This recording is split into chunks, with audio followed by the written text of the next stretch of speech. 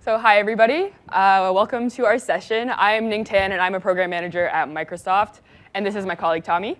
Hey. Today, we're going to help you understand settings roaming solutions that are offered in Microsoft Windows. So hopefully, by the end of today's session, you'll know out of these two products that we have, which one is best for you and your customer. So just a short agenda, we're going to spend some time identifying the problems that I think are associated with settings roaming.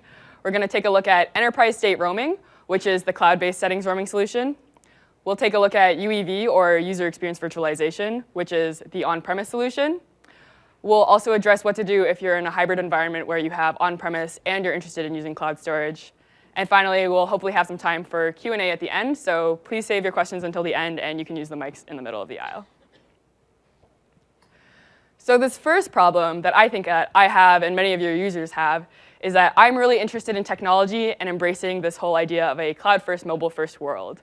So this means I use a ton of different devices, whether it's my laptop or my desktop, and I want my settings and app data to be accessible from any device. Because at the end of the day, it's my Windows experience. And you can bet that if I have a setting like an ease of access setting, so I need high contrast, I'm going to need that on every single device that I have. Or if I have certain settings for an app and it's configured the way that I like to use it, I'm going to need that on every device. So the second is that device replacement is painful. How many of you have users who have lost a device or replaced it or just done it in a refresh cycle? And how many of you think that it's horrible? So everybody. I want to make sure that my data is protected. And this is, like we said, in those disaster situations where the hardware fails, maybe it gets stolen. Because at the end of the day, it's painful for me as an IT admin if I have to spend hands-on time migrating that information. And it's painful for a user if I have to spend the time setting that up. Because whether it's your user or whether it's you guys, time spent configuring the device again is time lost. So with these two problems, we have two customer promises. The first is that your settings and modern app data are available everywhere, accessible from any device, and it's always your last user state. This makes sure that your users can stay productive no matter what they do. And the second promise is that you are protected from modern application data loss due to hardware failure, theft, or regular device replacement cycles. So this hopefully will help eliminate a lot of the hands-on time that you guys need to spend setting up devices. So I'm the program manager on enterprise state roaming. How many of you are using enterprise state roaming right now? Anybody? OK. How many of you know what it is? All right. And how many of you are learning about it for the first time? Awesome. Glad to see you at this session. So we'll cover how enterprise stating roams your data, what data it roams, and how it does that in a way that suits enterprises. So just as a brief introduction, we first came out with this thing called Setting Sync in Windows 8 and 8.1, and it was for consumers. It can be found under the Sync Your Settings page. And what it basically did was allowed consumers to sync their OS settings, so things like your theme, your favorites, your credentials, across all of your different devices. Now, the thing is, this used your Microsoft account, so your consumer personal account, as your identity, and sync this data to OneDrive. This obviously wasn't going to suit enterprises, and a lot of people heard about this feature and really liked it. So we had an ask for an enterprise compliance service. So we have a goal to provide enterprises with this feature called Enterprise State Roaming, and it uses Azure Active Directory, so AAD, authentication, and it's for users who have AAD Premium. At a high level, I'll go over some of the benefits, and we can dive a little deeper on what this means in the next few slides. So first, there's corporate-owned device support. Using your AAD identity, there's parity with what's offered on the consumer side for Sync Your Settings. There's separation of corporate and consumer data. So now if you want your settings to sync, you don't have to tell your users, hey, log on, use your Outlook account for your settings to sync and to get all that convenience, but then use your work account for all these work applications. There's enhanced security. So we offer encryption. So all the data that is sunk to the cloud is encrypted using Azure Rights Management. And there's additional management and monitoring services. So for the IT admins, you can keep track of who is syncing in your organization and on what devices. So first, we sync all your data to the cloud. And this data is residing in the Azure cloud. It's the generic Azure cloud, and unfortunately, businesses cannot set it to their own personal cloud or their own OneDrive for Business. As far as devices that sync your data, it can be anything running the enterprise, professional, or education SKU can run enterprise state roaming.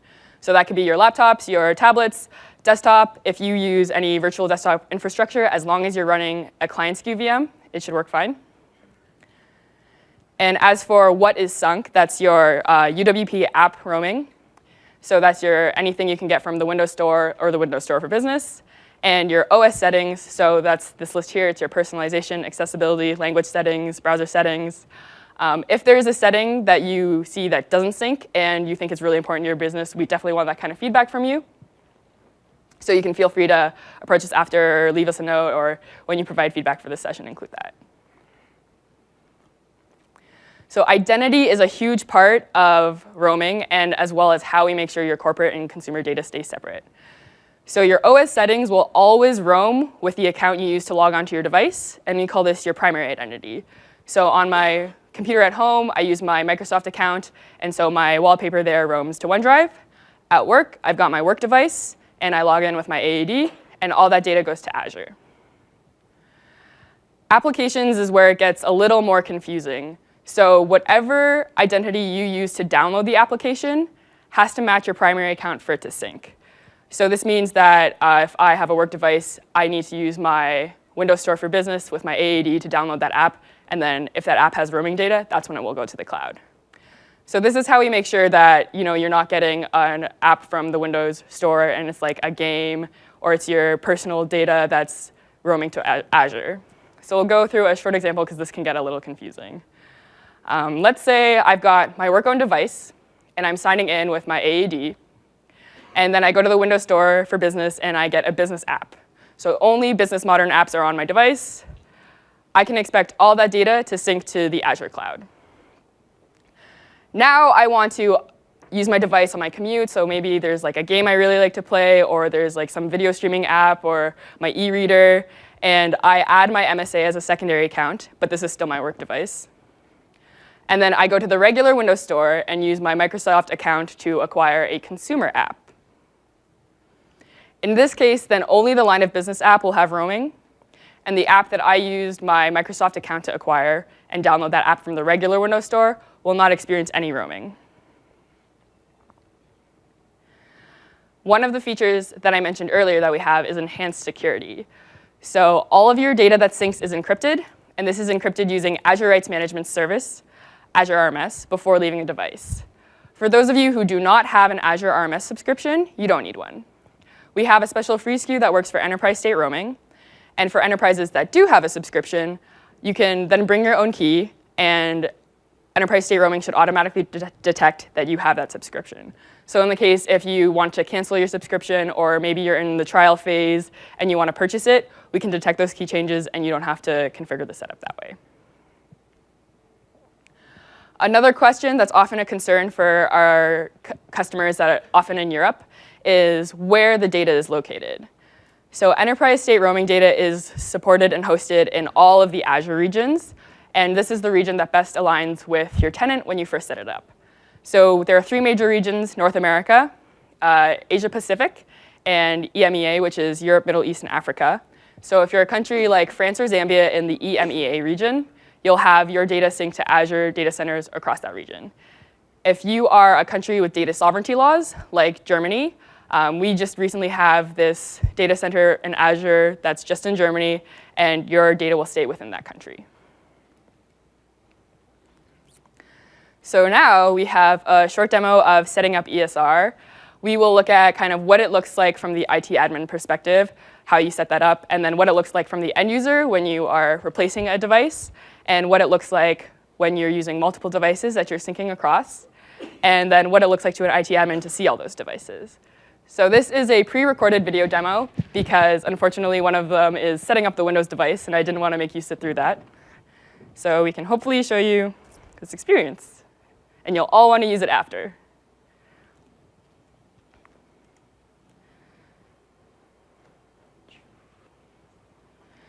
So in the Azure AD web portal, you can go to your tenant, and to configure enterprise state roaming to work on your entire tenant, you can then go to the Configure tab,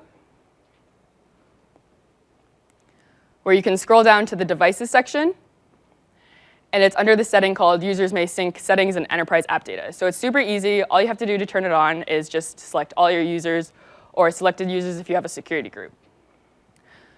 Once you save your changes, you've got enterprise state roaming configured for all of your users.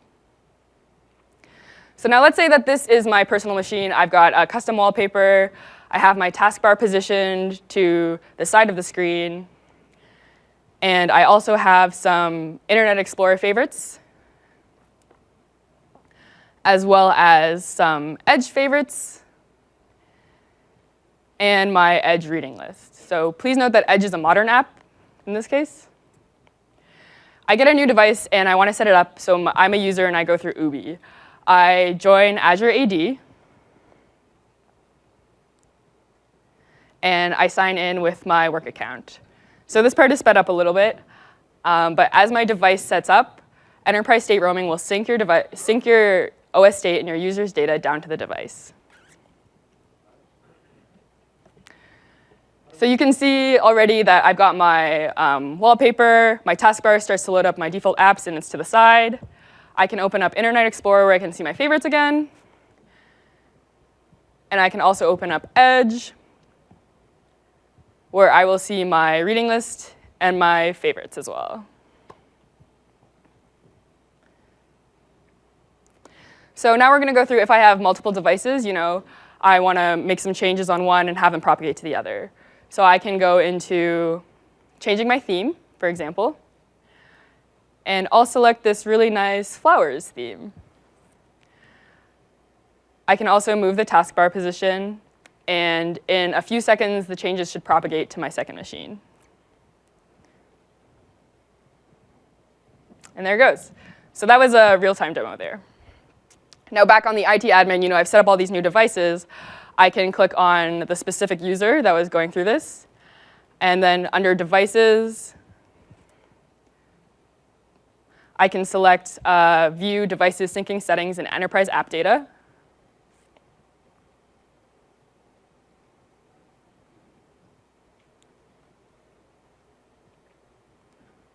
And you can see all of the user's devices.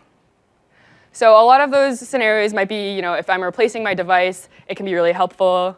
If I am, adding an Edge favorite on my desktop that I was reading and I want to read it on the go to my meeting on my laptop, those are the kinds of scenarios that you can enable your users for to help them be more productive. So after that super demo, how many of you are interested in using enterprise state roaming now? Cool. That's great to hear. For those of you who are wondering, how do I try out enterprise state roaming?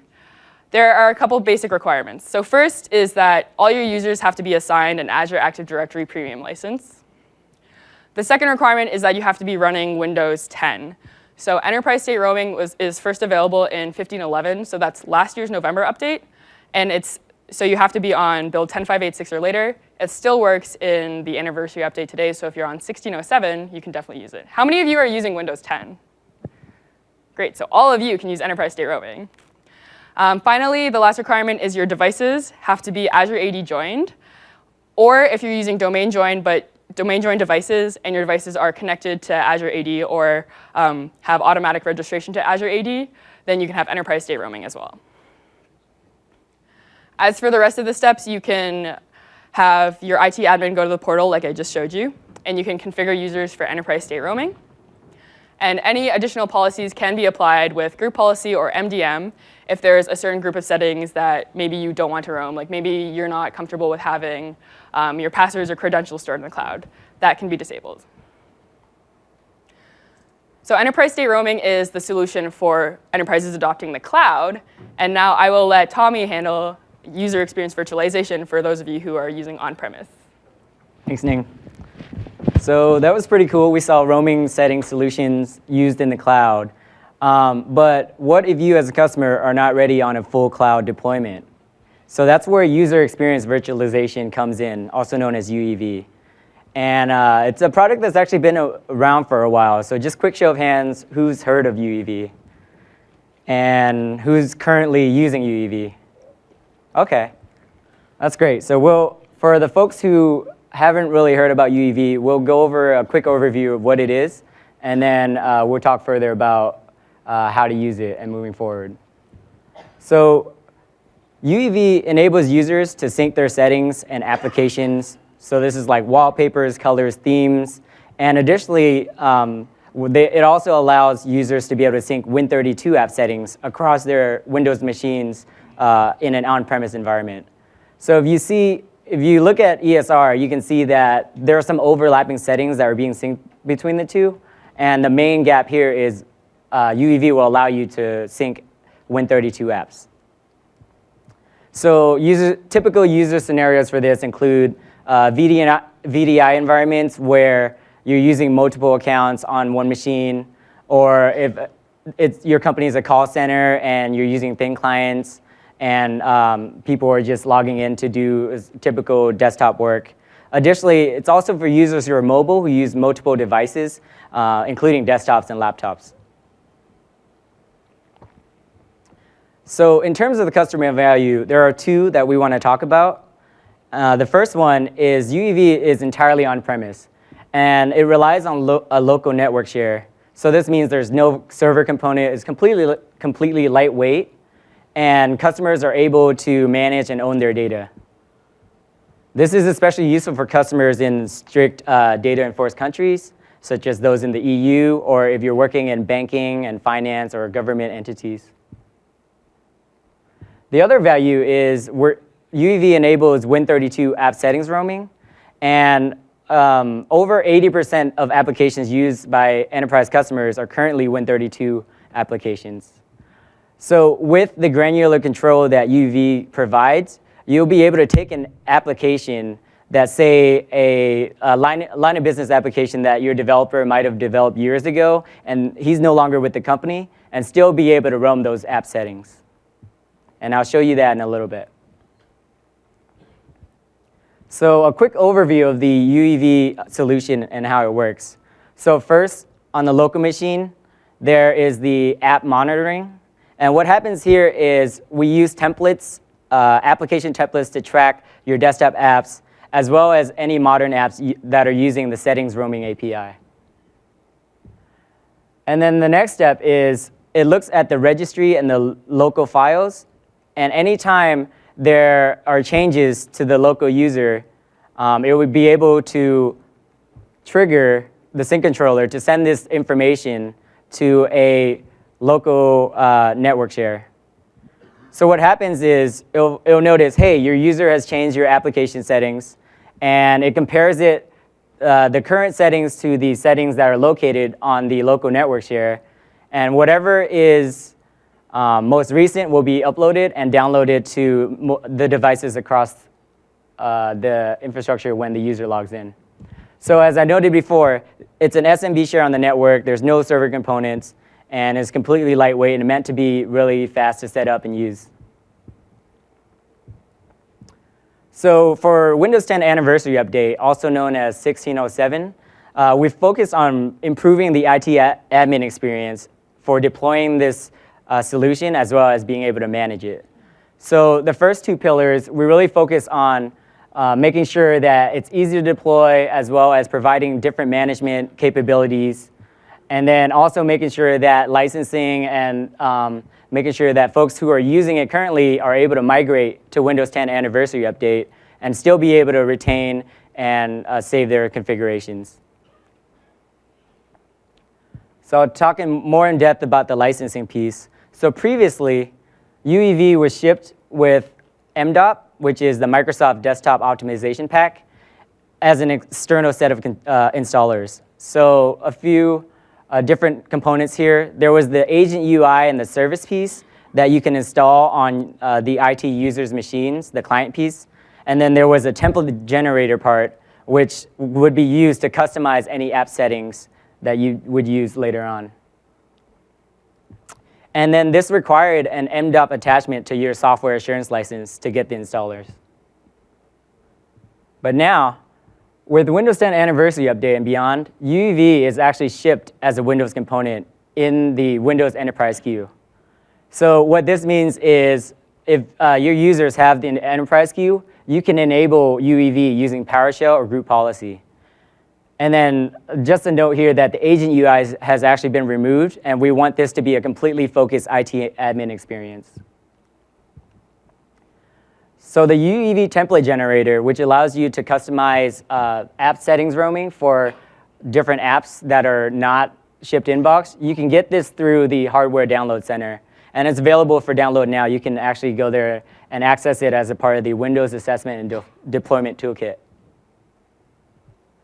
So what this means is if you're IT users or if you already have Enterprise Queue across your company, no additional licenses are required. Cool, the other thing is previously you were able to use UEV as part of the Pro SKU, and so we've made it possible for that to happen. So for folks who are using a Pro SKU but want enterprise features such as UEV, there's a way you can do it using the Software Licensing Manager. So pretty much just a change of the product key, and no reboot is even required for you to use these additional features. So let's talk about migration for a little bit. For customers who were previously using Windows and using UEV, we wanted to make sure that you were supported as you move forward with your Windows updates. And the main point here is everything, including settings, configurations, and even the service, when you go straight from Windows like 7 or Windows 10 to Windows 10 Anniversary Update, that will all be automatically configured for you. There are a couple of changes that we made as well. We removed these inbox templates, mainly because IE 8 and 9 are out of support now, and also we no longer have a Win32 calculator app.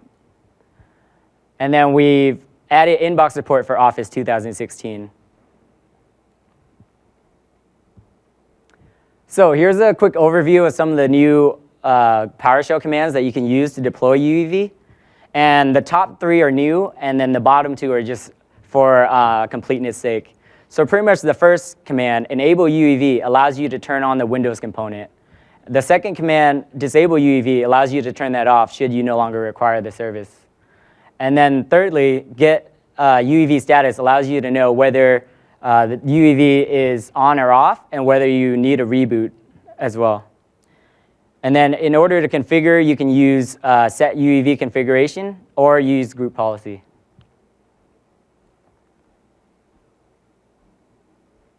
All right, so that was a basic overview of what UEV looks like in Windows 10 Anniversary Update. And I'm actually now going to go over a demo and show you how to deploy it from end to end.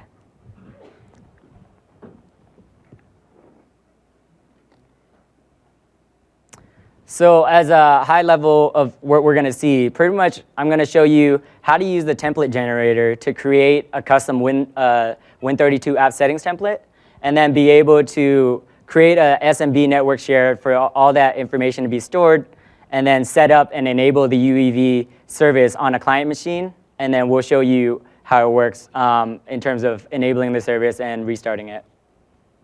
So in general, this is pretty much just covering and how to configure and deploy UEV.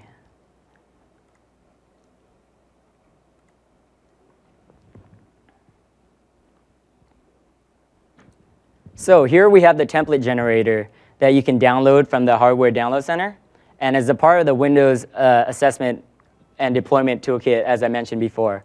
So click on Create a Settings Location Template, and here we'll need to point to an executable of the application that you want to create a template for. And so as I mentioned before, this could be any line of business application or any custom applications that you have in your enterprise. And so here we'll just use Notepad++ as our application for this example. So then we'll go next. And what it's going to do here is it'll actually launch the application. And you're going through admin privileges right there, acknowledging that you're able to launch it. And once the application launches, what it will do is the service will run in the background and track any registry read writes and any file accesses. So you want to go and make sure that you go to your preferences menu and access different settings, turn them on and off, and so that you'll be able to have all those read writes be tracked. Once you're done with that, just close the application, and the template wizard will recognize that it's been closed, and it'll optimize the settings, locations, and discovery, and you can move to the next step. So here we see, hey, it's indicated that we found registry files, or registry keys as well as files. And so you can see there are some standard locations where the data is kept. And if there's any concerns, it'll also bring up the non-standard ones as well.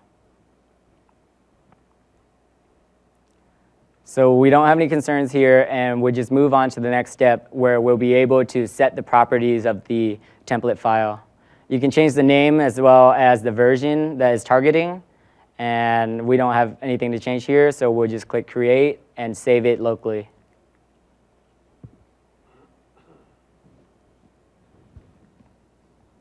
So that was the template wizard, and pretty much after this next step completes, I'll show you the SMB share of where all the data resides. And so here, in addition, there's other options you can do. You can also edit your settings location templates, as well as validate the template that you just created. Since it's an XML file, you can actually open up the XML file and be able to edit it directly, and then validate using that tool. So here's the settings storage path where the settings store and the template store are located. So whenever a user sends data, or sends app settings data, it'll go here.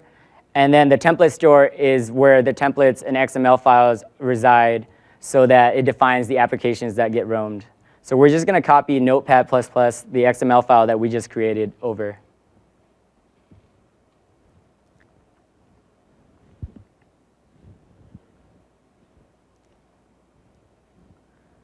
So once we have that done, we can go ahead and on a client machine enable the UEV service. And so let's open PowerShell and take a look at some of those new command lists that I mentioned before. So we can use the command to enable. So first we'll use the get UEV configuration command. So you want to do this to verify that all your settings are correct, your settings storage path as well as your template catalog path. And then as you see, we've already set that here to reflect the SMB share that I showed earlier. And once those are set, you can use enable UEV to turn the service on. We get a success message back, and it's asking for a reboot. And we've already done the reboot, so it's fine. And then we'll just close out this PowerShell command window. So now that we have the UEV service enabled, let's open up Notepad++ and change some settings here. So we'll go into Preferences.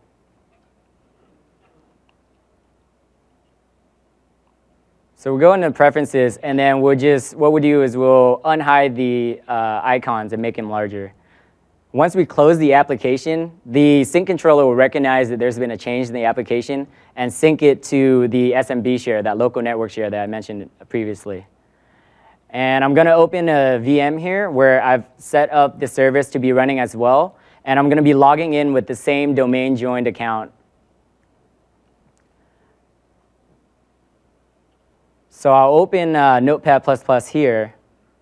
And when I do that, we expect the settings that we've set on my first machine to also reflect here. And it does. So I'm just going to put them side by side.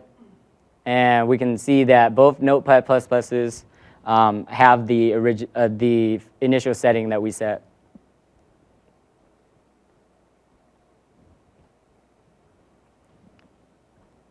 So comparing us side by side, it's automatically been downloaded, and there you have it. So pretty much UEV is syncing settings across the two domain joined devices, and this is all on-prem.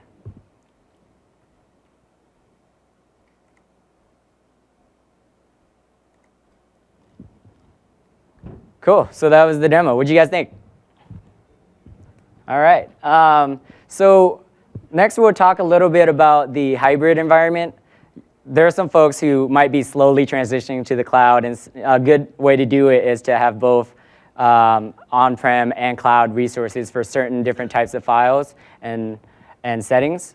So for you as a customer, you're asking, okay, what if I'm in that hybrid environment? Or you saw that there was a gap between ESR and UEV, where UEV does Win32 app settings roaming, but you want that capability as well. So can UEV and ESR work together? It's pretty much the question that you're asking. Well, we've actually thought about that, and we've enabled group policy for this to be able to be configured. So admins can use UEV to roam just their Win32 app settings, and since there's a overlap of the settings that ESR roams, we'll be able to turn off the Windows settings, the modern app settings, as well as IE that ESR already roams using group policy. So in Windows 10 anniversary update, UEV will actually automatically detect if ESR is enabled and apply the policies above. So in summary, UEV and ESR are two solutions that you can use to roam your settings across your enterprise. UEV is a completely on-prem solution and requires management of templates, so there's a little bit more of overhead, but it also provides you that granular control of what apps you want to sync, as well as maybe custom apps and line of business applications. ESR is a cloud-based solution, and you can use it with AAD, and it provides enterprise compliant service that syncs all your OS settings as well as your modern app data. And so this is a perfect solution for folks who are completely in the cloud. So with UEV and ESR, you can use that in hybrid environments, and they can coexist so that you have a complete settings roaming solution. And that's pretty much it for the content that we have. Feel free to, if you have questions, line up here and we'll take them. Is that mic on? Try it again. Yeah. Yep. So we used UEV with the 1511.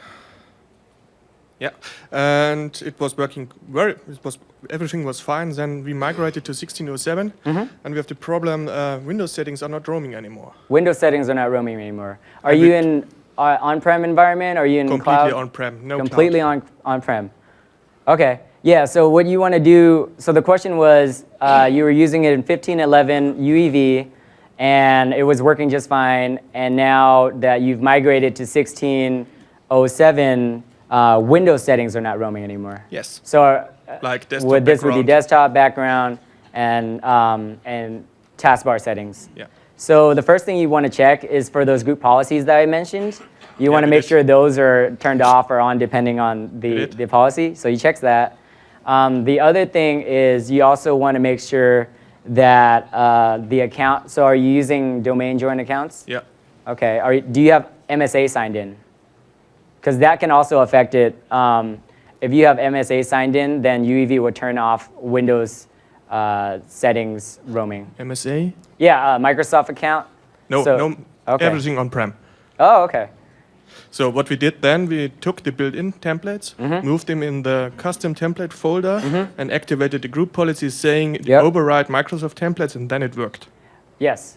So you also need to make sure that after the migration, that any previously registered templates need to be registered again. Okay. So you But can do those that are the using- built-in templates. I'm Why sorry? would- Those were the built-in templates. Yeah, so we wanted to provide the flexibility for customers to be able to choose and pick the inbox templates to use. So now it's more of a manual process where you decide what templates that are built inbox and then register them using register-UEV templates in the So PowerShell. we need to register every. Yeah. Okay, that's not on your homepage. Yeah, so that's something that is, we've heard feedback from that, and that's something that we need to update our documentation on TechNet. Yeah. But also we're trying to figure out a way to do that with group policy as well, so you don't need to manually register every template. Okay, thank Cool? you. Thank you. Okay, so I'm not using it right now. We tried it with Windows 7. Yeah. So you get rid of all the folder redirection with this? Your home drive, your favorites, all that Yep, stuff. yep, yeah. So photo redirection is perfect if you want to use UEV or ESR along with photo redirection to replace RUP, right? Is that what you're thinking? Well, and application settings and stuff like Uh-huh. that. So. Okay, so what's your question there? So when we tried it in the past, even though it's synced, when you log off, it still writes that file again, and it still takes a long time for log off. Is that done now? Is that fixed? The log off sync issue? Yeah. Yeah, so we've done I some. don't run it. I know a lot of people, these people do, and I was just kind of wondering if that's. Yeah, yeah. So in 1607, we did some work to improve the log off performance.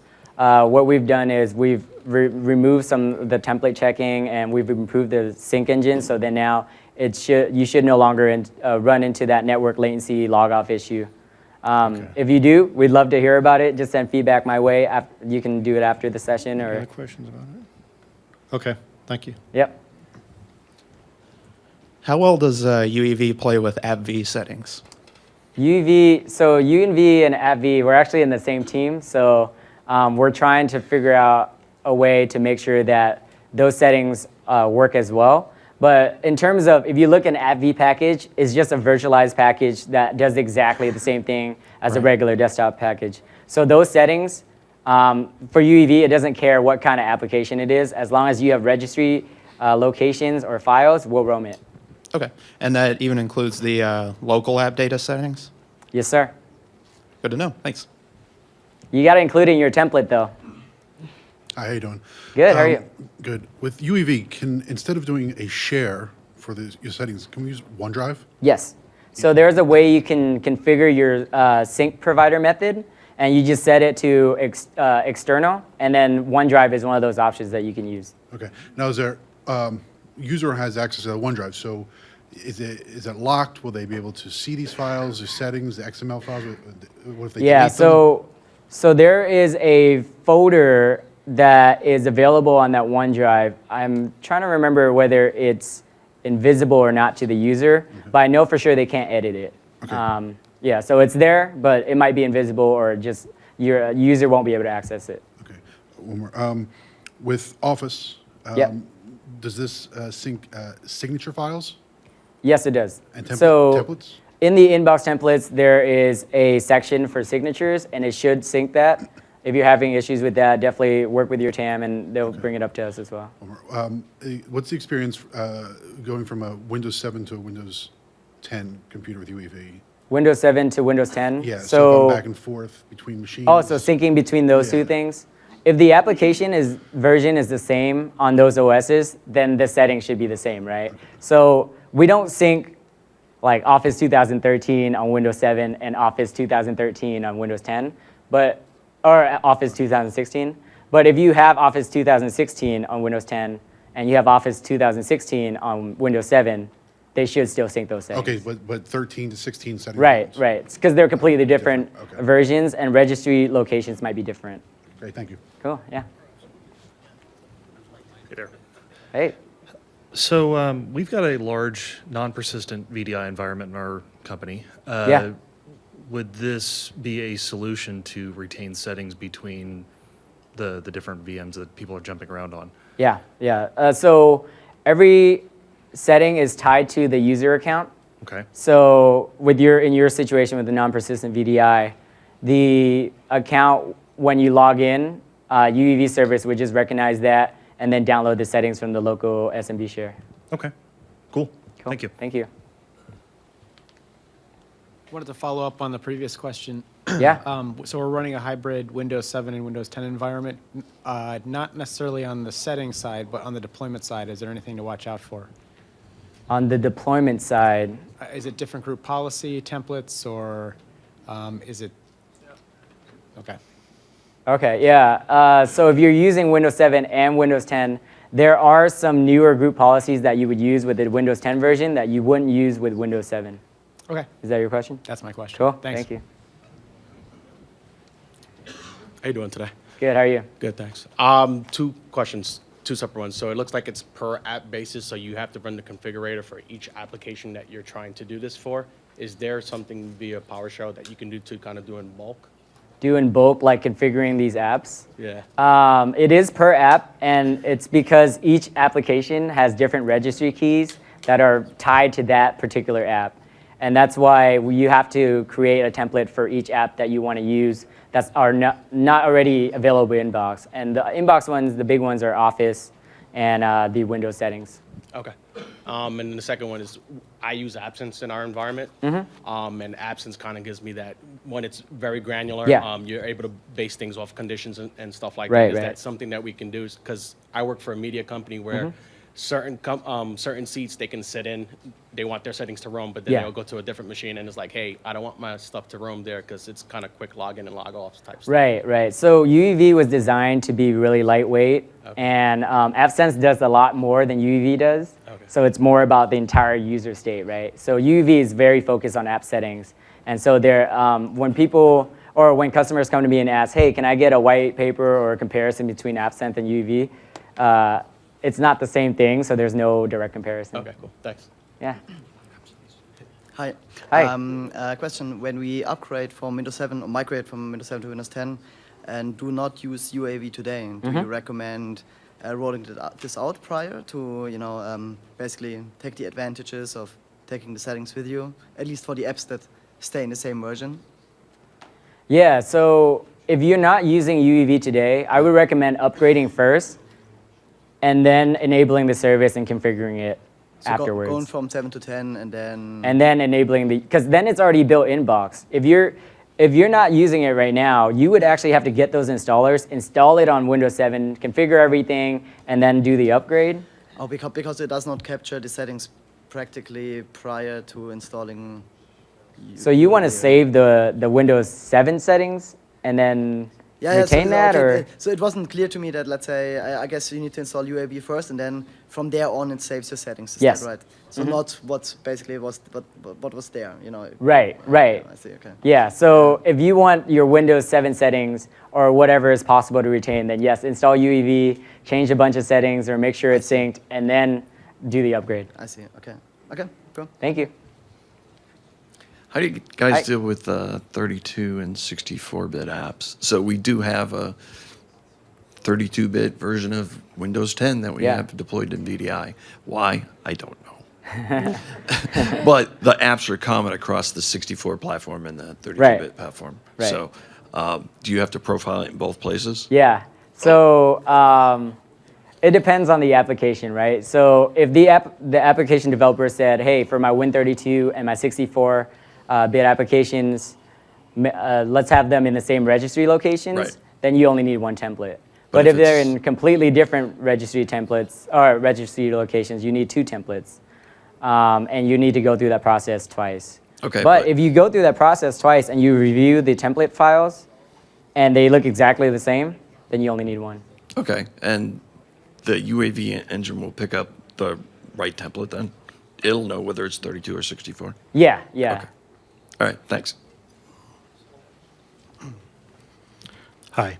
Hi.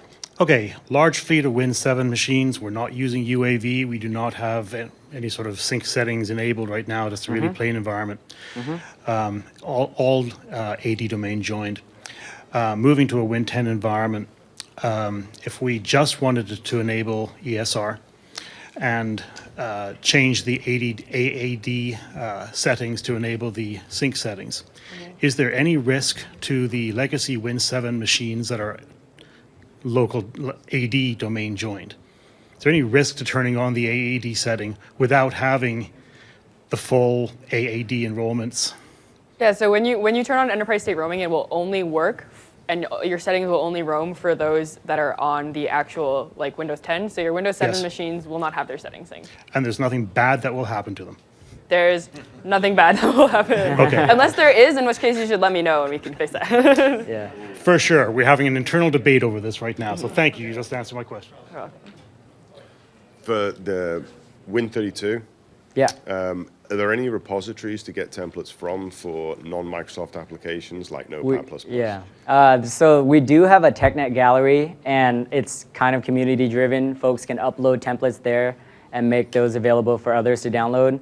I would say that you're not going to get official Microsoft support if you warranty, use those templates, but definitely that's a good starting point. Okay, thank you. Also, I just want to say that we have like 1 minute left of our session, so we'll do one more question. If any of you have other questions, you can feel free to reach out to us after, or if you have like feedback on stuff that you want, or like a big pain point blocker on why you're not deploying any of our products, you can definitely let us know and talk to us. Yeah. So last question. I wish. Are Go ahead. Win32 apps coming to ESR? So Win32 good apps is a question. big ask along with a bunch of other features like start screen roaming or doing it on phone. That's definitely something that we have in mind and that we understand that people want.